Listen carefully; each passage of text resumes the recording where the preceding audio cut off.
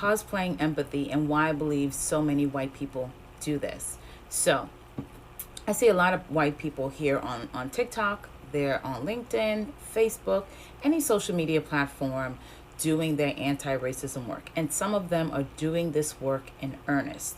But too many of them are doing this work from the most intellectual place. It's here, but it's not here.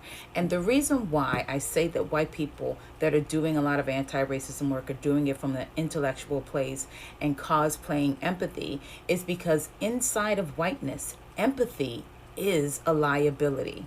And so from a very young age, and some epigenetics, white folks they're not told to have empathy for people who aren't different from them. I shared on LinkedIn a video of a woman that did a TikTok here, and she was a white woman that talked about her grandfather being one of the white men that actually fed black babies to alligators.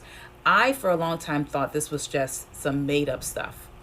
And I know, there's a lot of horrible things that happened inside of slavery, and there's a lot of horrible things that happened to black people. But I sincerely thought this was a made-up thing. But this woman got on TikTok and said that her grandfather was one of those white men that fed black babies to alligator. And when he would do this, he would take her mother with him and make her mother watch him do this to black babies, but also make her mother watch him rape little black girls in the woods. And what he would say to her mother was, if you feel sorry for them, if you try to stick up for them, I will do this to you.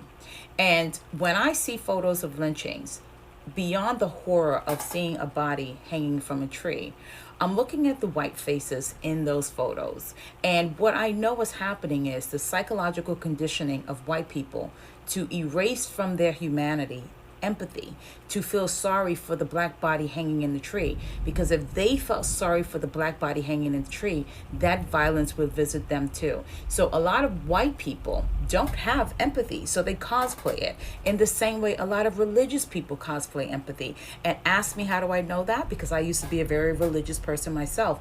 And so I would say that I felt sorry for something happening bad in your life, but in the background to my empathy that I was cosplaying was my judgment. Well, if you wasn't sinning, that wouldn't happen to you. You got to listen to God's word. You got to obey God. If you were obeying God, this wouldn't happen to you. And so for white people, in the background of their cosplayed empathy is, well, if you just submitted, well, if you didn't speak that way, well, if you didn't dress that way, well, if you didn't look that way. So when I say empathy is being cosplayed, it's being cosplayed.